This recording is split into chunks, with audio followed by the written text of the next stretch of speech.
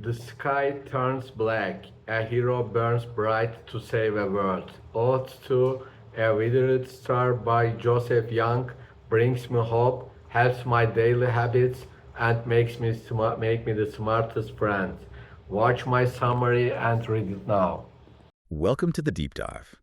Today, we are taking a long, hard look into a massive source stack that unpacks a truly extraordinary work of cosmic space opera, the novel Oath to a Withered Star. It's great to be here. And this isn't just, lasers and spaceships. This material is a masterclass in weaving character-driven military action with this really ancient, powerful planetary mythology. That's exactly it. What we have in front of us is a chance to really go into the literary structure of this book. We'll be analyzing the narrative engine, the nature of a threat so vast it almost defies easy categorization. And the worlds themselves. The intricate world building of Velmora and Ignoroc is just stunning. But I think maybe most importantly, we're looking at the complex relationships forged among a group of people who have been pushed way, way past their breaking point. Our mission today is to dissect the DNA of this high-stakes narrative. We really want to understand how the author so successfully blends this primordial mythology with the gritty realism of a renegade space crew. And we are, of course, following the crew of the Zaphira Dawn, a ship full of people the galaxy has pretty much discarded. That's the key, isn't it? When we look at this crew, they aren't just a convenient grouping of skills. They are defined by a single unifying trauma. They have all been burned by the Ellysians, and that shared history, that shared wound, it instantly elevates them. They're not just criminals, they're necessary outlaws. Renegades whose moral compass, it just points truer than the established galactic power. Let's run down the crew for a moment because they're so central to this. Leading the charge is Captain Aris. She's a defiant leader, yes, but her history as a former Ellysian officer. That's the source of so much of her internal conflict. Oh, absolutely. Her fierce defiance is really a deflection, isn't it? It's a mechanism to deal with her own past decisions, her own complicity, maybe? I think so. Then you have Thorn, the physical presence on the ship. He's the muscle, the weapons expert. He's often described as being built like a fortress. And his scars, they're not just for show. They're physical manifestations of this criminal history he has on the fringes of the galaxy. It's a past he carries with this quiet stoicism. He's the anchor of physical safety for the team. He's the wall. And balancing that quiet, immense strength is Rallick. He's the navigator, the systems analyst, the data junkie. But he's so much more than that. He's the ship's intellectual and, I'd argue, its emotional barometer. I would absolutely agree. He's precise, thoughtful, always syncing with the data feed, but he's also the one who's constantly gently probing Aris's emotional barriers. He sees the data, but he sees the people too. Then there's Fenn Orlin, a security specialist. He acts as the vital moral compass of the crew. He's the steady presence. He's the one who often forces the team to step back and consider the ethical consequences of their actions, which is such a necessary voice of caution in a crew that's often just driven by pure desperation. And finally, we have to talk about the dearly departed Pixxo. The gadgeteer whose genius kept the ship running, but whose emotional insight and that constant stream of jokes was arguably the soul of the Zaphira Dawn. His absence is felt so deeply throughout the latter half of the book, but his presence, it lingers. Through those fantastic literary dissections we'll get into later, he's never truly gone. And their status as outlaws, as you said, it grants them this immediate moral clarity.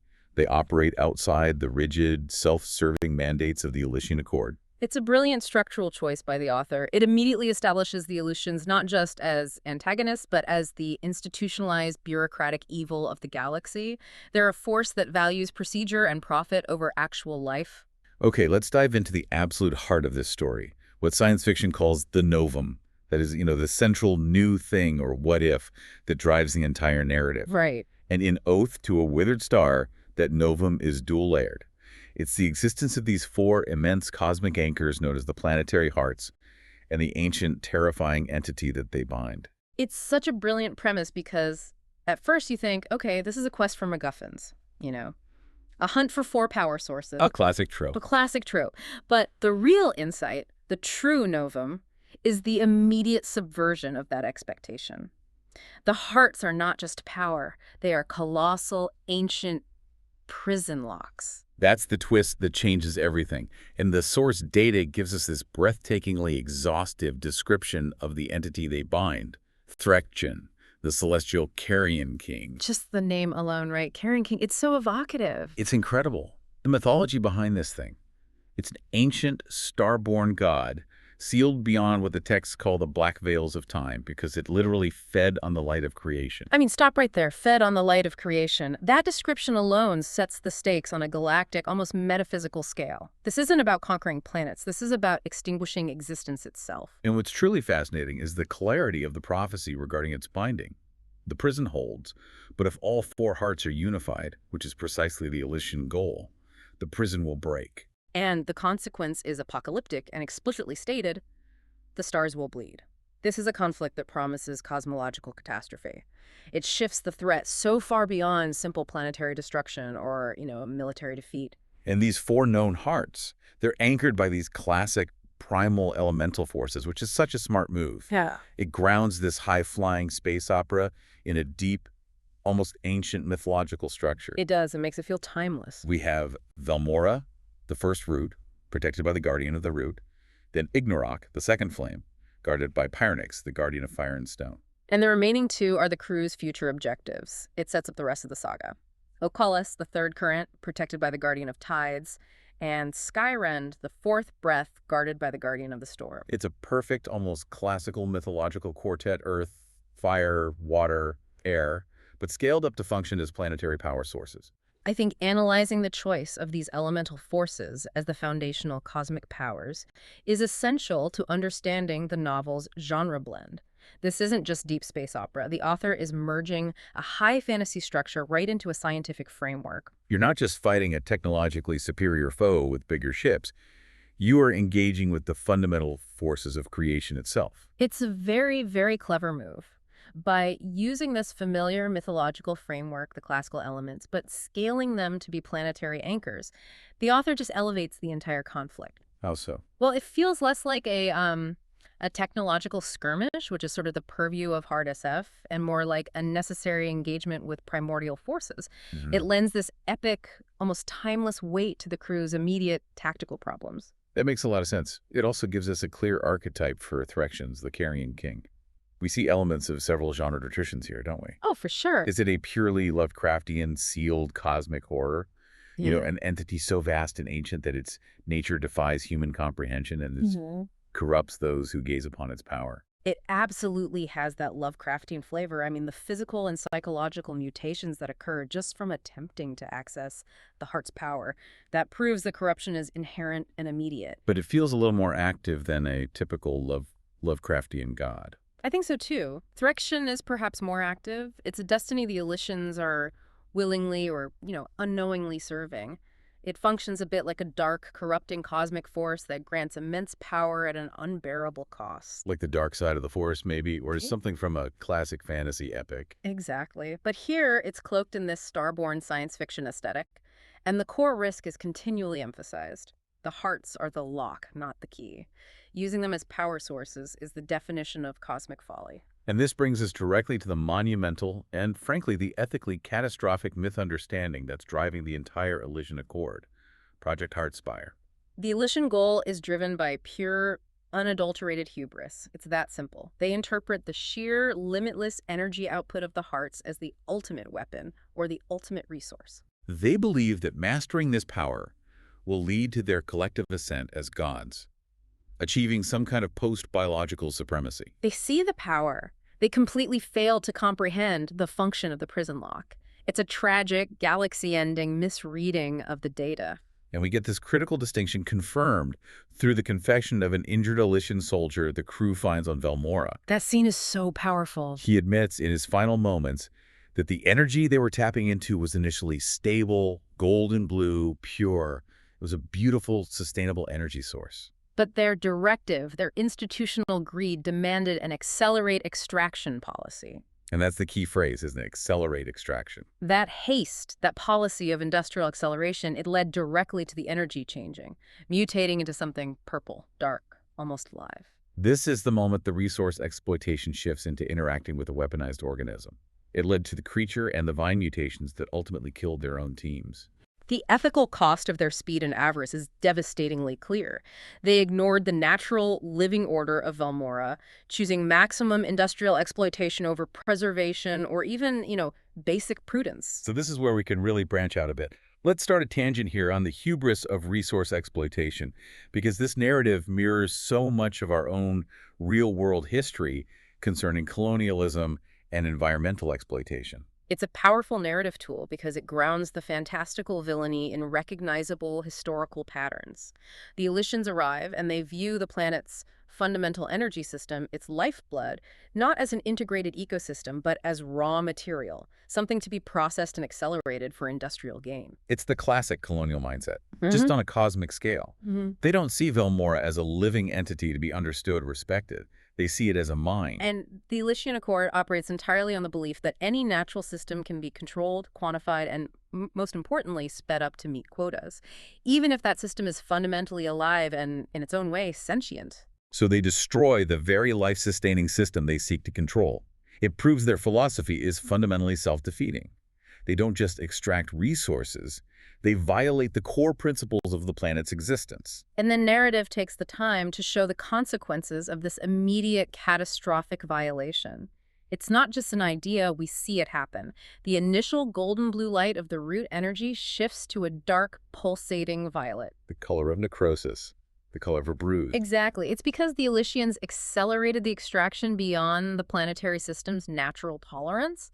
They crossed a line. They went from mining a resource to essentially prying open a celestial deity's prison lock with a crowbar. And the planet reacts defensively. The initial monstrous vine creature that True fights isn't just a random alien monster. It's described as the planet's collective defense mechanism, twisted and enraged by the industrial violation of its root network. So the Ellysians, in their arrogance, they didn't just break a local law, they broke the planet's functional existence. They turned its self-preservation instinct into a mutated weapon against themselves. And what's the broader insight here for the listener? I think understanding this critical distinction, that the Ellysians are not just evil, but pathologically short-sighted, is crucial. It is. It immediately separates Oath to a Withered Star from so many other space operas where the villain is just looking for conquest or power for its own sake. Here, the villain is driven by a form of what? Capitalist or military industrial madness, a relentless need to consume faster than is sustainable, regardless of the cosmic cost. That's a perfect way to put it. It raises the question. If the entire purpose of the hearts is to bind a destructive force, what kind of system believes the best use of that binding force is to harvest it as a weapon? Only a system that has fundamentally lost its connection to balance and consequence. And that, of course, at the Ellysian Accord. Now we get to the brilliance of the world building, which for me really excels through the dramatic, visual contrast between the two planets we visit. Absolutely. Let's start with Velmora, the first route. This is a world of quiet, unsettling tension. Velmora is meticulously rendered to feel both beautiful and deeply vulnerable. It's described as a furnace wrapped in static, the atmosphere thick with an ion haze. Right. But beneath that haze, the jungle is bioluminescent. It's bathed in these violet hues, it's wet, with translucent petals.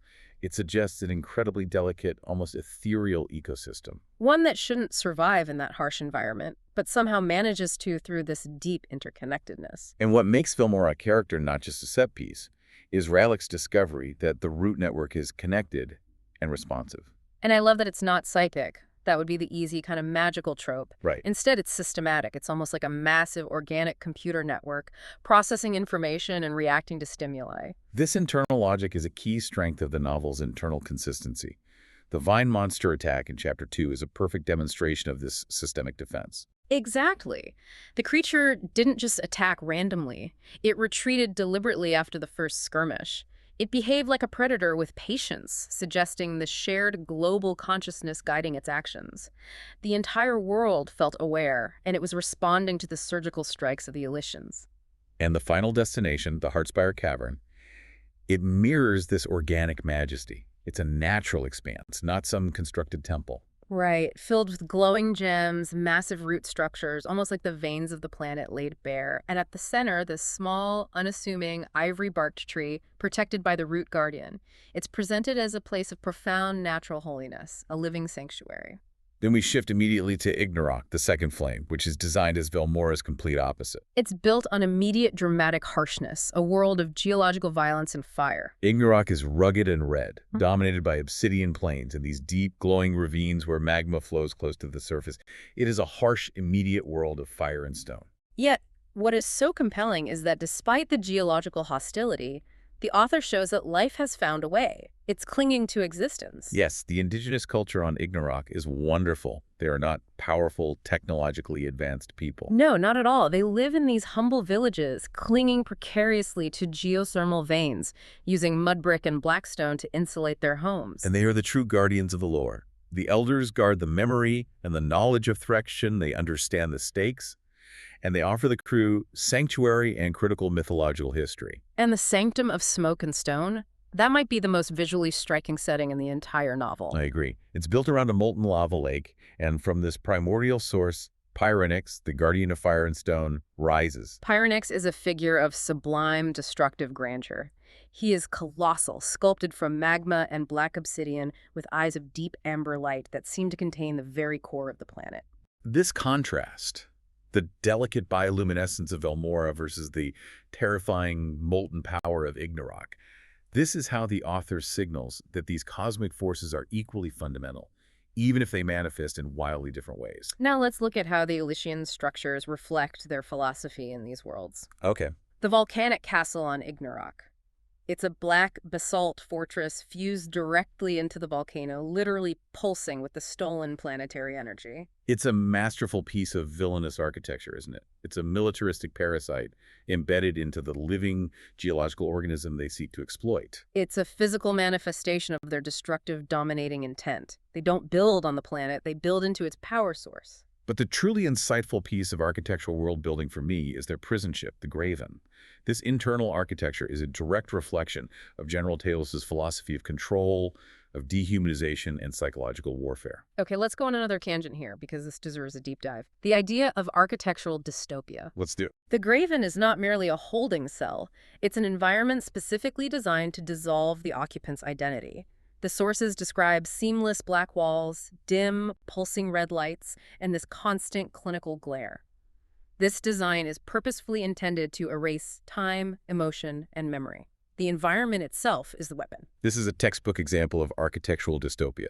It's a concept we see in classic science fiction, like the sterile, controlled environments of George Lucas's THX Play 1138, or the perpetual surveillance state of 1984. Or even the philosophical concept of the panopticon, where the prisoner never knows if they're being watched, so they internalize the surveillance. Right. And in the Graven, the sheer absence of shadow, of natural markers, or any external views, it all contributes to this profound psychological dread. Think about what shadow and natural light provide us, just as humans. They mark the passage of time. They offer a sense of scale and depth, and they allow for privacy, for emotional retreat. By eliminating these features, Talos ensures the prisoner is constantly exposed, constantly disoriented. The clinical glare and the lack of boundaries, the seamless walls, they force a psychological decay. It's control through sensory deprivation and temporal ambiguity. It's a form of psychological torture that aims not just to punish enemies, but to extinguish their very individuality and hope. It's about making them malleable. And it reflects the Ellysian desire for absolute obedience, where even the prison architecture enforces the core belief that personal identity and memory are tactical liabilities. They are bugs in the system to be erased. And the consistency here is key. The Ellysian philosophy is domination through extraction, whether it's extracting elemental energy from Velmora or extracting hope and identity from the prisoners in the Graven. The structure of the world, whether it's natural or manufactured, it acts as a clear thematic counterpoint to the crew's journey towards emotional vulnerability and connection. The author is using environment as a tool for character development. It's brilliant. We see that the author is not just building cool places, they're building places that mean something. Velmora means vulnerable life, Ignoroc means primal power, and the Graven means absolute dehumanizing control. That level of detail is what makes this truly a masterclass. Let's shift our focus to the philosophical center of the novel. Where does Oath to a Withered Star sit on the hard versus soft science fiction spectrum? That's a great question because the author manages to dance between these two ideas so perfectly. It's an essential balancing act. We get these excellent moments of hard SF, primarily through Pixxo's gadgeteering.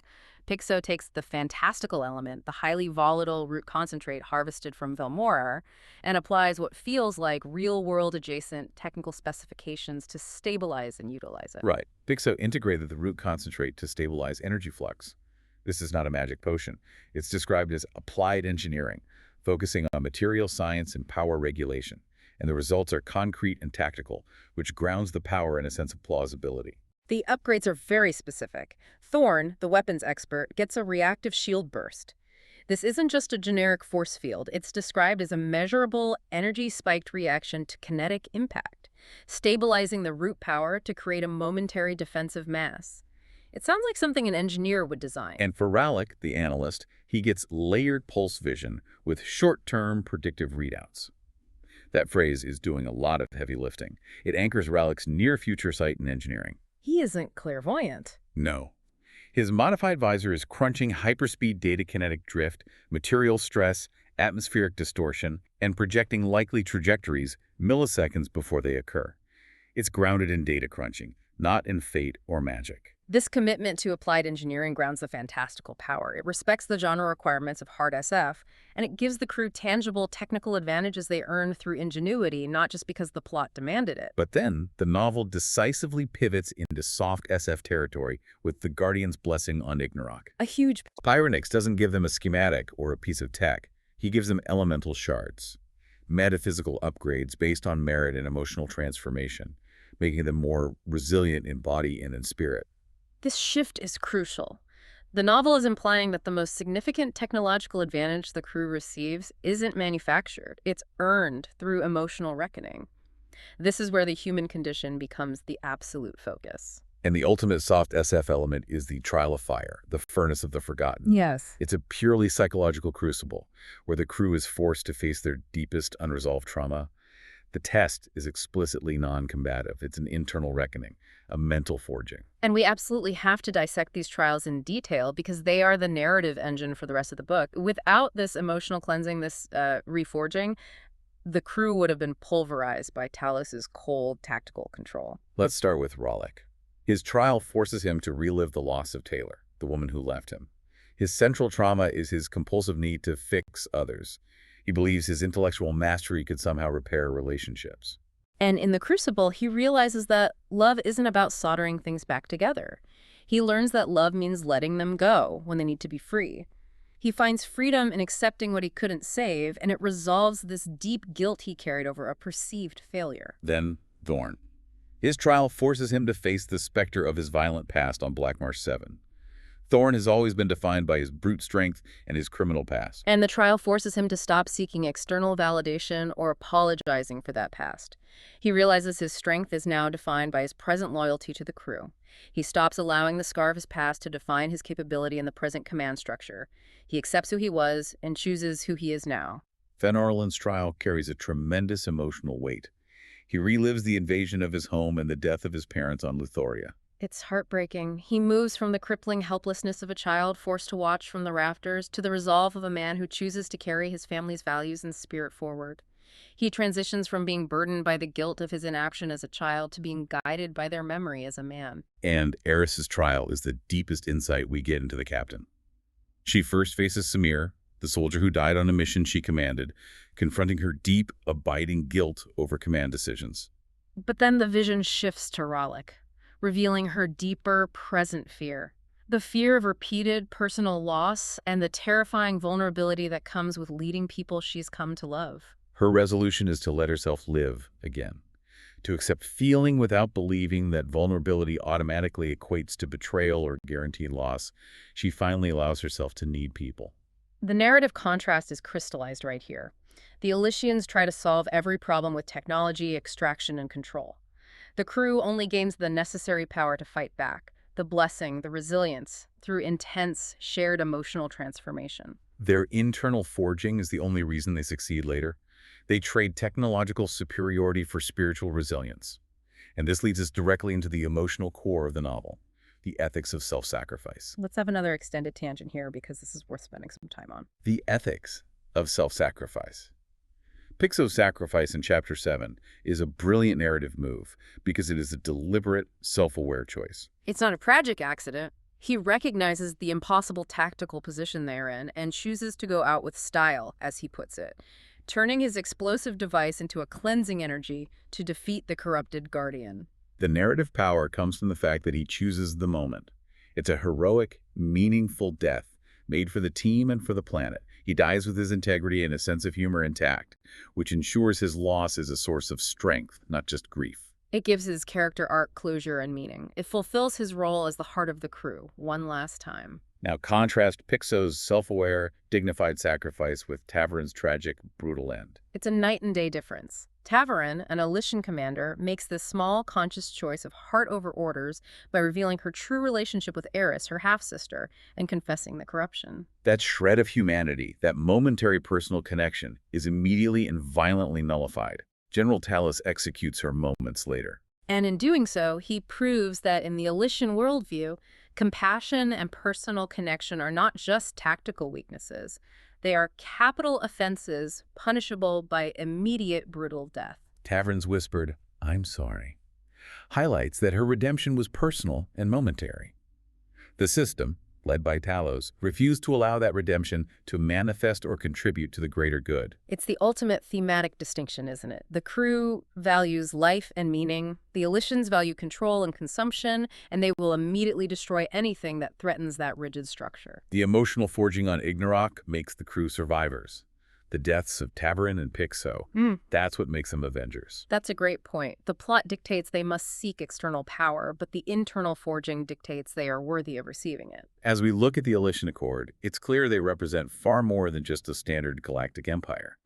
They are the ultimate embodiment of a morally bankrupt, unchecked corporate and military power structure. Their consistent actions are predicated on a single principle: the prioritization of power extraction and bureaucratic procedure over any form of life. We see it repeatedly. Mining Velmora's living root system until it mutates, using captured sentience as test subjects for their super soldier programs. Casually ignoring distress calls from their own remote outposts when retrieval is deemed inefficient.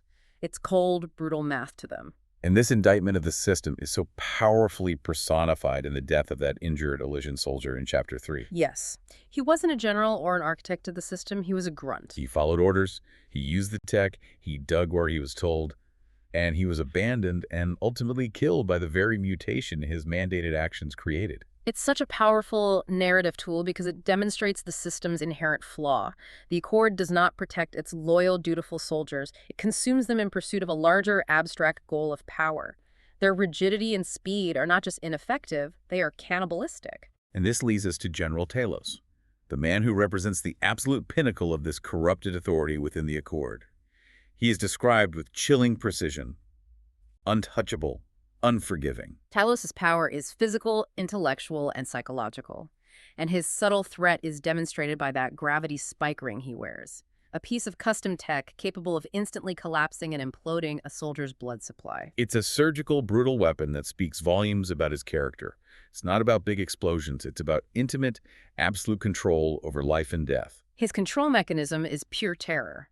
The quick, decisive execution of Tavern for a moment of hesitation, a moment of compassion, ensures absolute obedience from his remaining forces. He doesn't require loyalty. That's a concept based on respect. He demands immediate robotic fear. He is a master of psychological dominance. And Kalos is no mere warlord or asset collector. He has gone past the initial Elysian misunderstanding, hasn't he? It seems so. Talos appears to be the willing, conscious agent of Phyrexian's awakening. He doesn't just want to use the hearts as a weapon. He seems to embrace the promised cosmic destruction for personal gain or amplified power.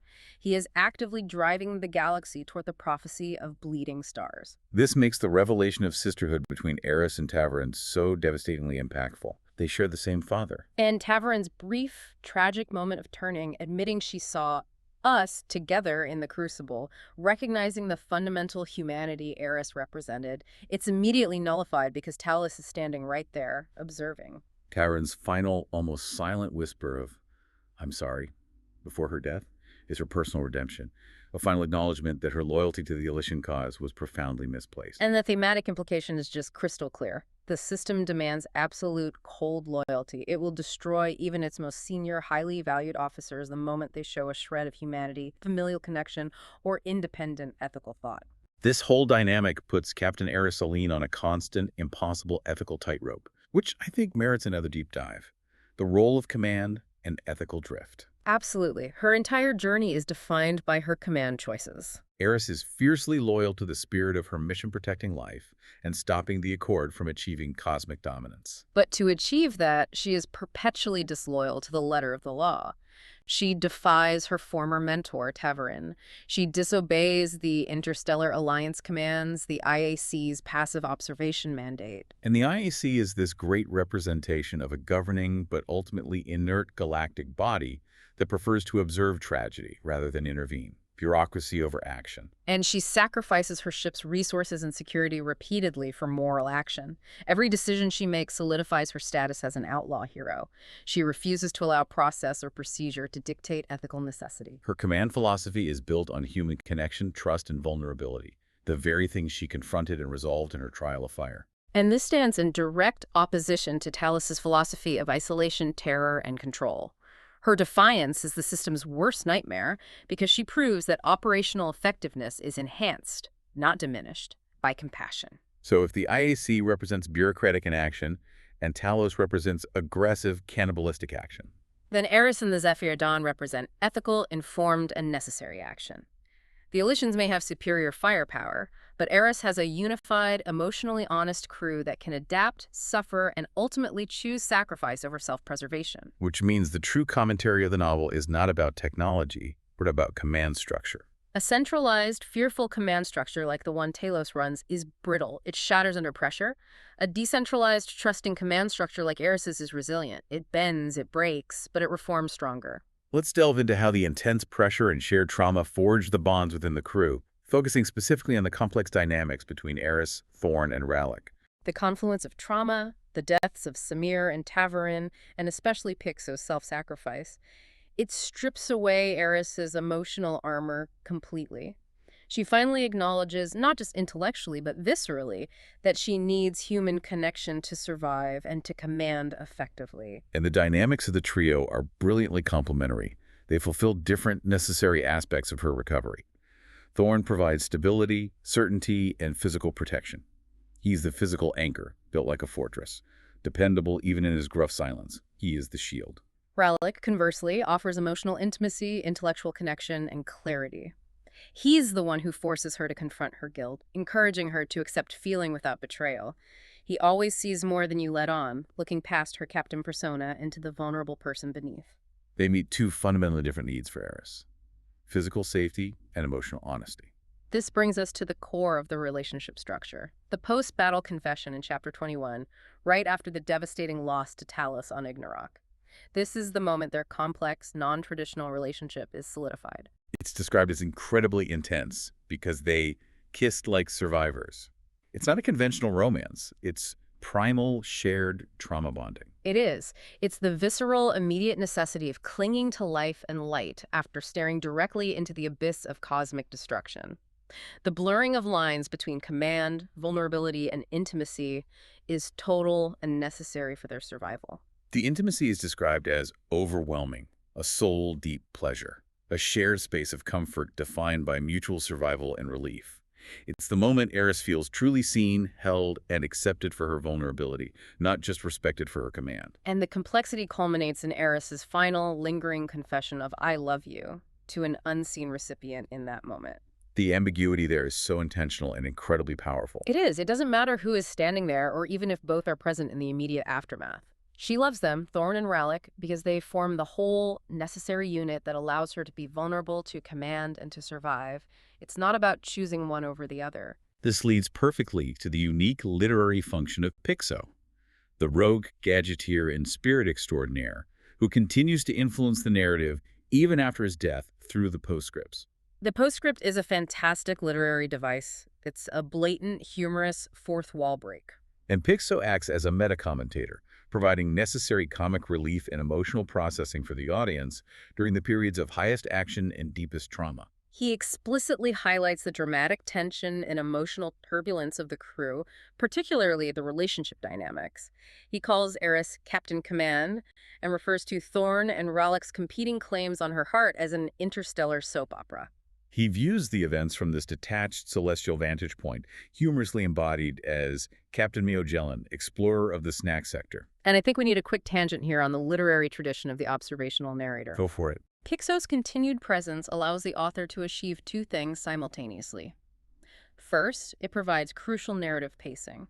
It injects levity immediately after a moment of peak trauma, which prevents the audience from being completely overwhelmed by the darkness of the story. Second, and maybe more importantly, Pixxo allows the author to explicitly address the themes, like the necessity of love and vulnerability, without relying solely on our analysis or the character's internal monologues. Exactly. Pixxo states the emotional stakes plainly, making the storytelling feel more collaborative with the audience. He winks at us. This observational narrator technique is rooted in older traditions of storytelling. Like a chorus in a Greek tragedy or an omniscient, often humorous character who guides the audience through the emotional rapids. Pixxo's voice confirms to the reader, yes, this is heavy, but look at the ridiculous humanity of it all. He validates the audience's emotional investment in the crew's non-traditional relationship structure by treating it as the central drama it truly is. The ultimate takeaway from this section, for me, is that the characters are not merely mouthpieces for the author's ideas about technology. They are fully realized people whose emotional arcs, Rallick's acceptance of loss, Thorn's owning of his past, Fenn's carrying of value, and Aris's embrace of vulnerability, are the sources of their strength. The soft SF elements here are the hardest, most necessary parts of the entire story.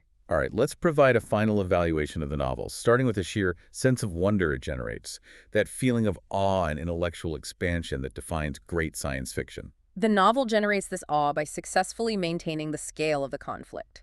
It combines the immediate technological threat, Ellysian ships, and Talos's deadly gravity weapons, with the vast, ancient, overwhelming cosmic scale of the Threxian mythology. The reader is constantly shifting between tactical problems and cosmological consequence.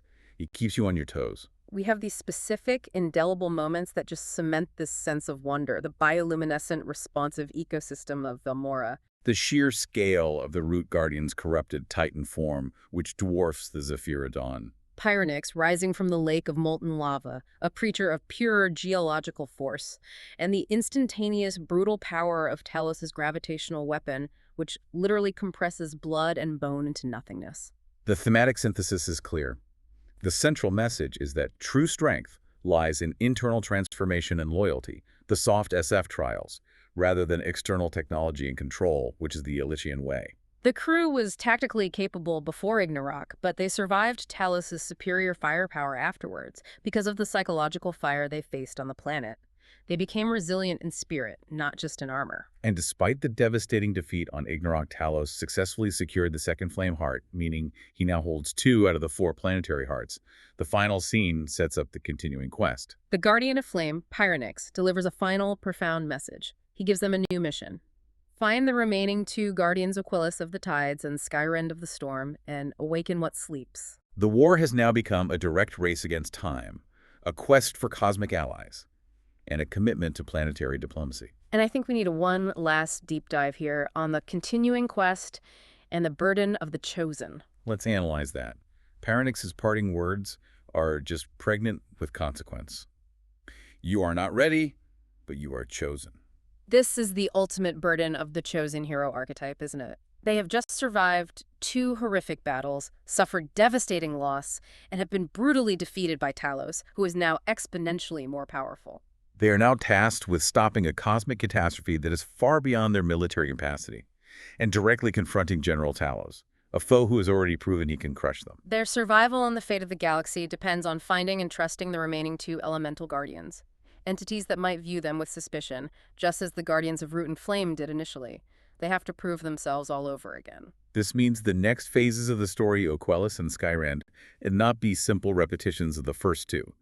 They have the internal resilience now, but they lack the external power.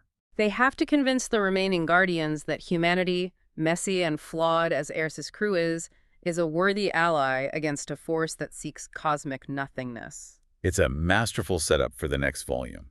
The rule established is that superior firepower is nothing against a united, emotionally honest crew. The next chapters will test that bond under even greater pressure as they transition from being reactive survivors to proactive cosmic diplomats and warriors. It's a fantastic place to leave the reader. So to wrap up, we have dissected the two major costly conflicts, the crew's journey on Velmora's route and their brutal defeat on Ignoroc's flame. The devastating consequence is clear. General Talos now holds 2 out of 4 planetary hearts, bringing the celestial Carrion king, Threxon, terrifyingly close to awakening. The Ellysian goal is unification, which, according to the prophecy, will awaken a god who feeds on the light of creation. And we have seen the crew's response to this darkness is to embrace vulnerability, fierce loyalty, and shared love, using their humanity as their most potent weapon. So here's the final provocative thought we leave you with, something to mull over. Given that 2 hearts are already gone, and the Guardians are ancient entities whose systems are so easily corrupted by Ellysian greed, Right. will the crew's radical human connection, their shared vulnerability and love, be the secret weapon that the ancient elemental guardians in their cold elemental calculations never anticipated in their ancient prison? That's a great question. Their mission is no longer just a war. It's a cosmic declaration that humanity's messy, emotional core might be the only force capable of defeating a god that demands absolute emptiness. Thank you for joining us on this deep dive into Oath to a Withered Star. Continue exploring the cosmic possibilities the source has revealed, and we'll catch you on the next deep dive.